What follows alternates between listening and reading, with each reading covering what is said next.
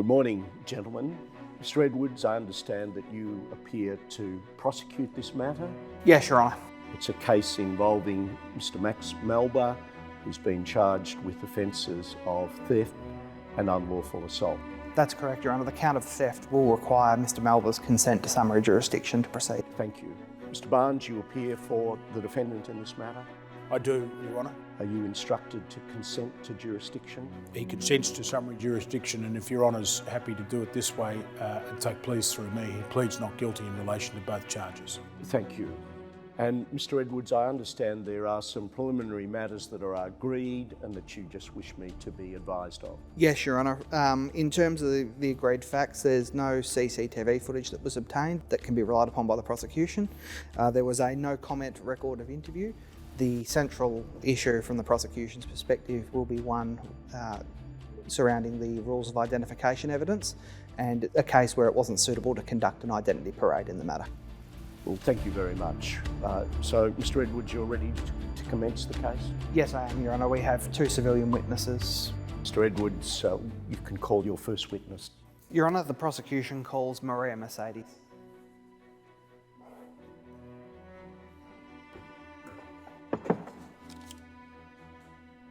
Are you Maria Mercedes? Yes, I am. Will you raise your hand, please, and repeat after me?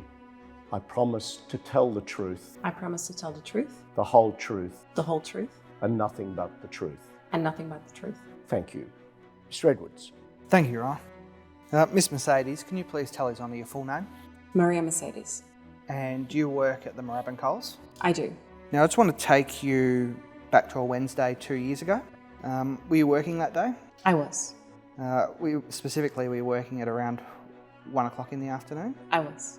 And what did you observe in the store at around 1 o'clock that afternoon?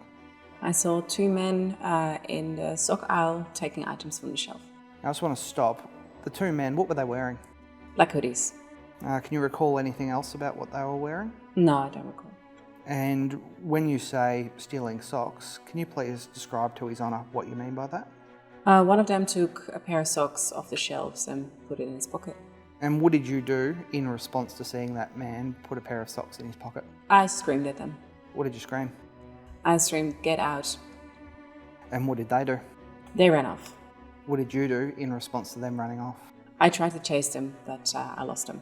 What direction did they go? Towards the car park, I think. And what did you do after they had left the store? I couldn't find them, so I went back inside. Did you have a break that day?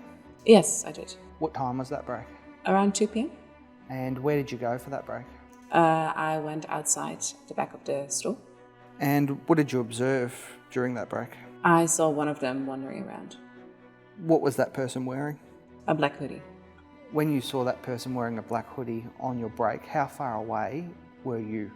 Around 20 to 30 meters. What did you do after that? I called the police. No further questions, Your Honour. Yes, thank you. Mr. Barnes. Thank you, Your Honour. Ms Mercedes, when you were in the supermarket, were there other people in the same aisle as the two men you saw? I believe there was one other person here. How far away from the men were you when you say you saw them steal items? Around 10 meters. Were they together or were they apart in the aisle? They were together. Just in relation to what they were wearing, you said they both wearing black hoodies? They were. Okay, you're not able to say what else they were wearing? No, I don't recall. Can I put it to you that there were no items taken by the men? Oh no, I definitely saw them steal it. Did you see where the men put the items? One in his pocket. Which person put it in his pocket? Are you able to say? I don't exactly remember. When you saw the man in the car park, was he on his own? Yes, he was. Again, do you recognise anything about him other than the fact that he was wearing a black hoodie? No, I don't. No further questions, thank you. Yes, any re-examination, Mr. Edwards? No, Your Honour. Thank you, Miss Mercedes. You're excused. You can leave the witness box. Mr. Edwards, your next witness, please. Yes, Your Honour. The prosecution call Larry Leopold. He will be the last witness for the prosecution in this case. Mr. Leopold, if you just raise your hand and repeat after me. I promise in this case to tell the truth, I promise to tell the truth, the whole truth, the whole truth, and nothing but the truth. and nothing but the truth. Thank you. Yes, Mr. Edwards. Thank you, Your Honour. Mr. Leopold, can you please tell His Honour your full name Larry Leopold. and what's your current occupation? I'm retired.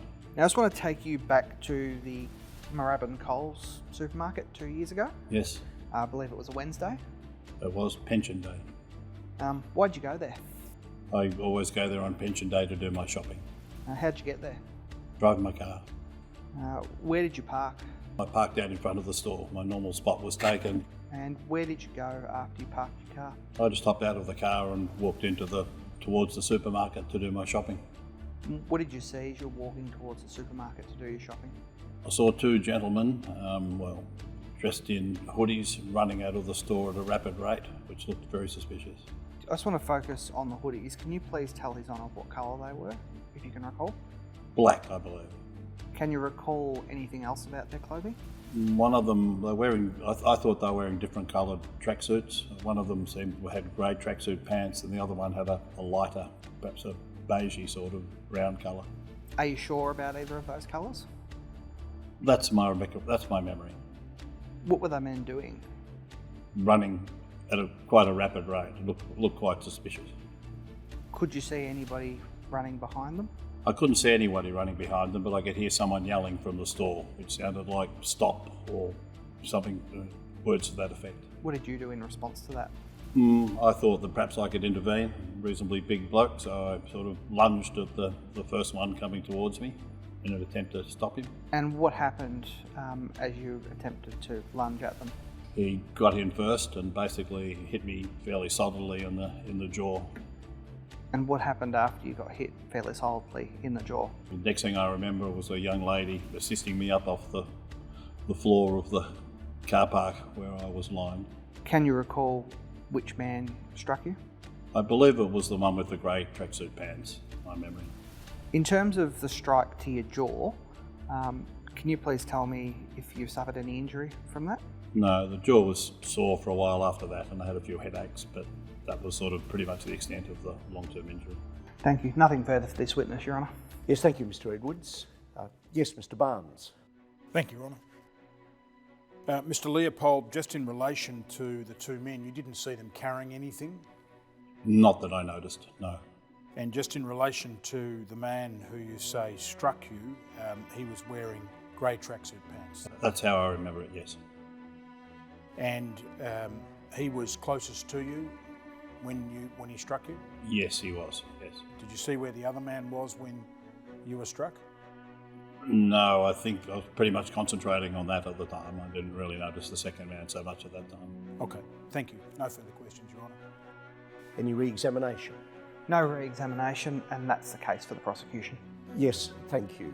Mr. Leopold, you can step down now. Thank you. You're excused. Yes, thank you. Mr. Barnes. Your Honour, we call Max Melba. Yes, thank you. If Mr. Melba could come to the witness box, please.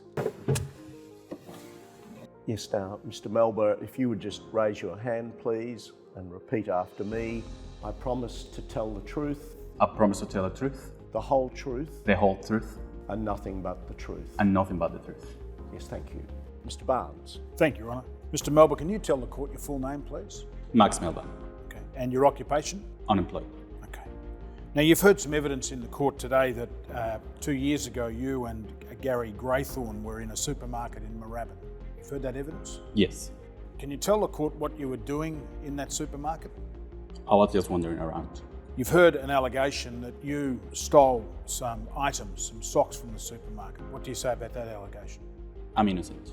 Can you tell the court what you were wearing that day? I was wearing a black hoodie and light brown tracksuit pants. And do you know what Mr. Graythorne was wearing? I believe he was wearing the same black hoodie with grey pants. After you left the supermarket, where did you go? I just stay around the car park. You've heard an allegation today and you've heard evidence from Mr. Leopold that he was struck by someone. Firstly, do you remember seeing Mr. Leopold? No, I can't recall. Did you hit anyone as you were leaving the car park? No, I didn't. No further questions. Thank you, Ron. Yes, thank you, Mr. Barnes. Yes, Mr. Prosecutor. Mr. Melba, this happened 2 years ago, didn't it? Around 2 years ago, yes. That gives you some time to think about what clothes you were wearing that day, doesn't it? No, it doesn't. Gives you some time to perhaps say you were wearing a different colour pair of pants, doesn't it? No, it doesn't.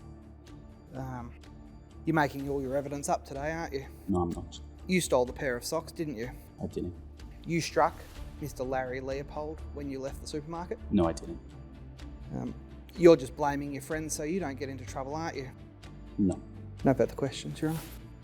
Thank you. Any re-examination?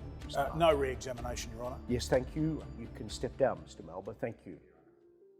Mr. Edwards, are there any submissions that you'd like to make in relation to this matter? Your Honour, just some brief ones. I'll keep them fairly short, Your Honour. In my submission, this matter is ultimately a factual dispute.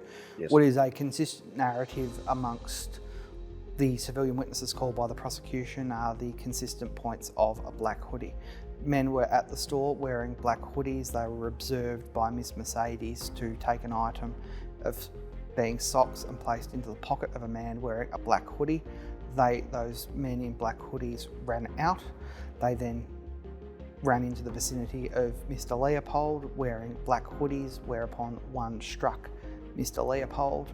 Then they left, and then coming back, there was also a further single man in a black hoodie who was seen very shortly after, within an hour of the original incident, still at the scene. The civilian witnesses called by the prosecution in my submission, Your Honour, were consistent and reliable and credible in the evidence that they presented to Your Honour. I'm conscious that that is ultimately a decision of fact for Your Honour to make findings on, but in my submission, the consistency of the narrative is where the strength of their evidence does lie. There is a consistent narrative of theft, chase, strike, returning to the scene, and in my submission that all points to Max Melba being guilty of the charges. In the alternative, there is the prospect of a complicity basis that two men went there, one of whom is Mr. Melba, that it's not out of the realm that upon fleeing that someone might be struck to effect that escape. So that is also an alternative way that Your Honour could perhaps find Mr. Melba guilty. Out of fairness, in the concessions that I would make in terms of the factual finding is I'm putting my submissions primarily on the consistency of the black hoodies. None of the witnesses were consistent in terms of their observations as to the pants that the man was wearing. I bring that to Your Honour's attention more as a point of fairness in my obligations to Your Honour's court in the circumstances, but whilst beyond reasonable doubt is a high standard, the consistency of the narrative is such that Your Honour can be satisfied and find Mr. Melba guilty of both charges, if it please the court. Yes, well, thank you, Mr. Edwards. So just so that I can be clear in relation to the assault, because there was no specific identification of the assailant except that he was a person wearing grey track pants, and that hasn't been linked specifically to Mr. Melba, are you saying that the case is put then on acting in concert, or the old common purpose acting in concert? Yes, Your Honour. Your Honour could find him guilty on the old acting in common purpose provisions, albeit Your Honour would need to be satisfied as to the identity of that man to do it, and that Your Honour has pointed out there is still some inconsistency as to the trousers, which could cause Your Honour some concern. So I readily make that point concession to Your Honour. All right, yes, thank you, Mr. Edwards. Yes, Mr. Barnes. Thank you, Your Honour. Your Honour, in relation to the theft, essentially you have a word-on-word case. No one else other than Ms. Mercedes observed these two men, including my client. My client was cross-examined. He said that he did not take anything from the store. Mr. Leopold did not see any items on either of the two men. There's also the issue, Your Honour, in relation to Mr. Leopold, of him saying that the only person he saw who struck him was a person wearing grey tracksuit pants. He was asked whether the other person was nearby when this happened.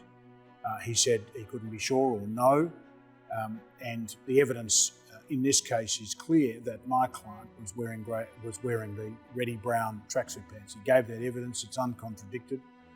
We would say in the circumstances, and Your Honour, if you look at the principles in Alexander's case with which you're familiar, that you couldn't be satisfied beyond reasonable doubt that it was my client who struck Mr. Leopold, and you couldn't be satisfied beyond reasonable doubt in relation to the theft. If I can just say to you in relation to the theft, The way the Crown effectively puts the case is that two men in black hoodies were seen in the store stealing property. One man put the property in his pocket, but they both fled together when they were challenged.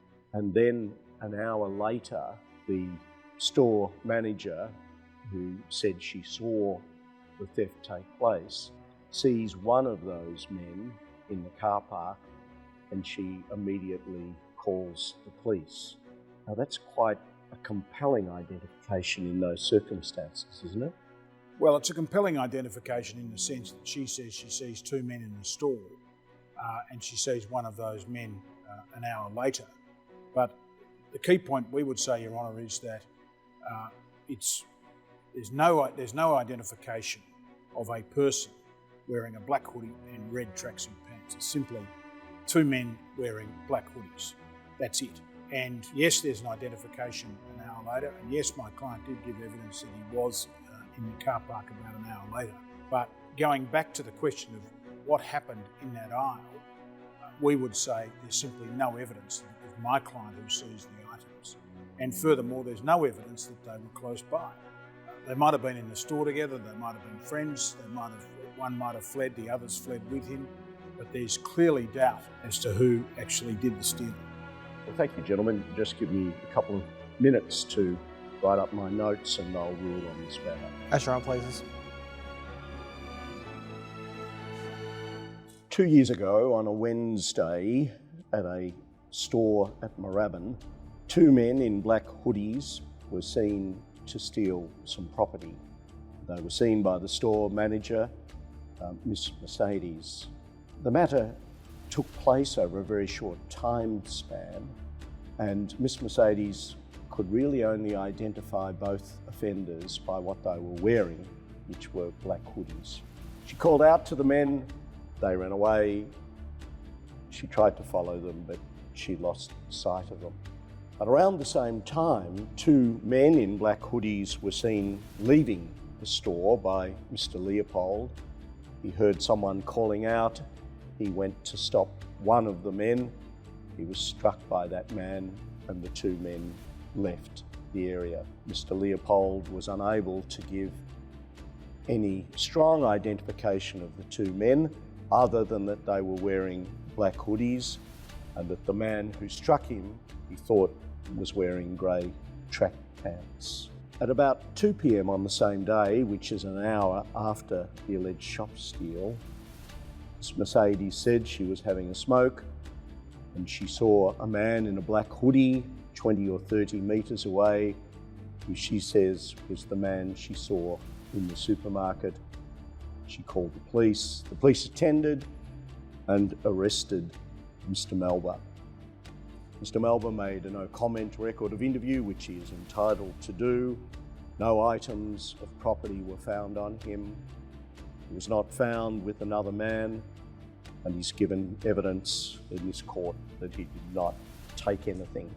So the real issue here is whether Mr. Melba, who was seen and identified an hour later, was a man who was present in the store stealing property and a man seen fleeing to the store. And the answer to that question is I cannot be satisfied beyond reasonable doubt that Mr. Melba was the man who was seen stealing property or involved in any form of assault. And the reason that I can't be satisfied beyond reasonable doubt is because this is, as Mr. Barnes said, an identification case.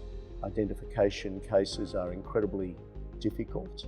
Alexander's case has been referred to, and in that case, His Honour Mr. Justice Mason said, identification is notoriously uncertain. It depends on so many variables. They include the difficulty one has in recognising on a subsequent occasion a person observed perhaps fleetingly on a former occasion. And the extent of the opportunity for observation depends on a variety of circumstances, the vagaries of human perception and recollection. The difficulty I have with this case is that Mr. Melba, at 2 p.m. on that day, was identified really as a man wearing a black hoodie and nothing more.